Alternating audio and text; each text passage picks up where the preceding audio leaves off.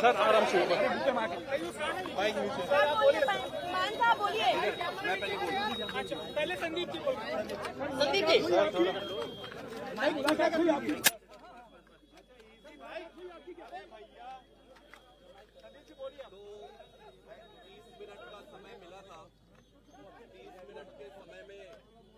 जैसे ही हम मिलने गए मान साहब बहुत भावुक हो गए और मान साहब की आंखें भर आई, उनके आंसू निकलने लग गए। इसके बाद थोड़ी देर में अपने आप को कंट्रोल करके फिर आगे की बातचीत शुरू हुई। मैं चाहूंगा कि मान साहब आप थोड़ा आगे करिए। मान साहब ये बताइए कि मुलाकात कितनी देर की हुई आपकी? क्या कुछ मुद्दों पे चर्चा हुई है मान साहब? 12 से 12:30 और जैसे ही मैं पे मुलाकात की जो कुर्सी थी तो बहुत दुख हुआ दिल को कि मतलब जो हार्डकोर क्रिमिनल होते हैं, जो अपराधी होते हैं, उनके वाली सहूलतें भी नहीं मिल रही है। मतलब क्या कसूर, क्या मतलब अरविंद केजरीवाल का कसूर क्या है? मतलब अस्पताल बना दिए यही कसूर है, उसने मोहल्ला क्लिनिक बना दिए यही कसूर है, उसने बिजली फ्री कर दी यही कसूर है, उसने स्कूल बना दिए यही कसूर है। तो आप उनको ऐसे ट्रीट कर रहे हो जैसे बहुत देश का बहुत बड़ा आतंकवादी पकड़ लिया हो। मतलब जेल का मैनुअल को देखिए, जेल का मैनुअल देखिए, इसमें ये लिखा हुआ 102 क्लॉज है, इसमें लिखा हुआ है however the superintendent of the prison may allow well behaved prisoners to have face to face interview after giving due consideration to security and other related aspects। मतलब इससे पहले चिदम्बरम साहब जब अंदर थे तो सोनिया गांधी मिलने आती तो उनको 1 to 1 एक कमरे में बिठा के वो मुलाकात कराती थी। आज शीशे के पार जैसे बहुत बड़ा कोई हार्डकोर क्रिमिनल जो है वो बैठा हो, सामने शीशे के पार फोन पे बात करवाई। मतलब हद हैरानी की। मोदी जी चाहते क्या है? मतलब सवाल ये ट्रीटमेंट मिलेगी क्या? संदेशा पहुंचाया तो सामने नहीं हुई, शीशा लगा हुआ था, फोन पे उधर से फोन पे बात कर रहे थे और शीशा भी ऐसा गंदा शीशा कि शक्ल भी अच्छी तरह के एक दूसरे की नजर नहीं आ रही। लेकिन ये जो चीज है ये बहुत ही इनको महंगी पड़ेगी, क्योंकि अरविंद केजरीवाल जो कट्टर ईमानदार है, जिसने पारदर्शिता की राजनीति शुरू की, बीजेपी की राजनीति खत्म की, उनको ऐसे ट्रीट किया जा रहा है। आज मुझे थोड़ा टाइम लगा अपने आप को संभालने में। मैंने अरविंद जी से पूछा कैसे हो, उन्होंने कहा चलो मेरी चिंता मत करो, ये बताओ पंजाब का हाल कैसा है? पंजाब में स्कूल बन रहे हैं अच्छे, पंजाब में जो गेहूं की फसल को मंडियों में उठाने का प्रबंध हो गए अच्छे, पंजाब में जो आम आदमी क्लिनिक अच्छे चल रहे हैं, पंजाब में बिजली फ्री मिल रही है। क्योंकि हम लोग तो काम की राजनीति करते हैं, हम नाम की राजनीति नहीं करते। एक सवाल तो मैंने कहा जी बिल्कुल पंजाब भी अच्छा है, असम में जाके आया हूँ, गुजरात जा रहा हूँ, कल दिल्ली में भी प्रचार करूंगा, कुरुक्षेत्र गया हूँ। तो आम आदमी पार्टी जो है एक सोच का नाम है। अरविंद केजरीवाल एक व्यक्ति को तो गिरफ्तार कर लोगे, सोच को कैसे करोगे? इलेक्शन से आम लोगों के लिए क्या संदेश? आम लोगों के लिए क्या संदेश है?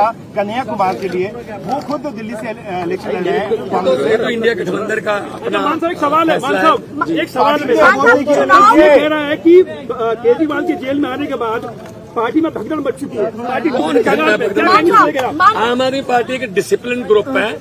आम आदमी पार्टी एक बहुत ही मतलब डिसिप्लिन में रहने वाली जमात है। हमारी पूरी पार्टी एक साथ है, चट्टान की तरह हम अरविंद केजरीवाल के साथ खड़े हैं और आएंगे, बाहर आएंगे। और 4 जून को ये बात मेरी नोट कर लेना, स्क्रीन रिकॉर्डिंग करके रख लेना, 4 जून को जब देश में रिजल्ट आएंगे तो आम आदमी पार्टी एक बहुत बड़ी पॉलिटिकल शक्ति बन के उभरेगी। 21 रिटायर्ड जजों ने चिट्ठी लिखी सीजीआई को कहा है सर, 21 रिटायर्ड जजों ने जब सर से मिले तो हम सबने पूछा कि सर आप कैसे हैं, आपका हेल्थ तो ठीक है, आप कैसे हैं? उन्होंने कहा कि मेरी चिंता छोड़ो, ये बताओ कि जनता कैसी है। उन्होंने पूछा कि क्या जनता को फ्री में जो बिजली मिल रही थी वो कंटिन्यू है, मिल रही है। उन्होंने पूछा कहीं बिजली कट तो नहीं, पावर कट लग तो नहीं रहे। उन्होंने पूछा कि अस्पतालों में जो दवाइयाँ मिल रही हैं क्या वो दवाइयाँ अभी भी मिल रही है। उन्होंने पूछा कि बसों में जो यात्रा हो रही थी फ्री में महिलाओं की, क्या वो अभी भी कंटिन्यू है। उन्होंने सारी चीजें पूछी कि दिल्ली का हाल कैसा है, जनता कैसी है, और हमने एक एक चीज उनको बताया। उन्होंने ये भी कहा कि अगले हफ्ते से वो 2-2 मंत्रियों को बुलाएंगे और 2-2 मंत्रियों को बुलाकर दिल्ली के सारे कामों का रिव्यू करेंगे। उसके साथ साथ उन्होंने मुझे ये भी कहा कि मैं सभी विधायकों से मिलूं और सभी विधायकों से मिलकर उनको ये कहूं, उनका केजरीवाल साहब का ये मैसेज उनको दूं कि वो अब अपने गली गली में, घर घर में, अपने एरिया में जाके जनता से मिले। किसी को कोई तकलीफ नहीं होना चाहिए, किसी को कोई दुख नहीं होना चाहिए। आज तक जितनी सेवा करते आ रहे थे उससे 10 गुना ज्यादा सेवा करना है। उन्होंने ये भी कहा कि वो जल्दी बाहर आएंगे और जब भी वो बाहर आए जो 1000 रुपए प्रति महीना सभी महिलाओं को देने का वो वादा और बजट पास जो उन्होंने किया है उसको वो पूरा करेंगे। मतलब पूरे समय वो सिर्फ यही पूछते रहे कि दिल्ली की जनता कैसी है, जनता कैसे है, जनता में क्या चल रहा है, सब सुखी तो है। सबसे बड़ी बात ये कही कि संगठन देख रहे हैं बहुत अच्छे तरीके से, और मेरी ड्यूटी इस बात के लिए लगाई कि आपने जगह जगह पे जाना है और इंडिया अलायंस की अगर कोई किसी स्टेट में जाना पड़े इंडिया अलायंस के लिए वहां भी आप जाना है। तो ओवरऑल ये थी, उनको संविधान की चिंता थी कि देश बचेगा तो पार्टी बचेगी, संविधान बचेगा तो पार्टी बचेगी।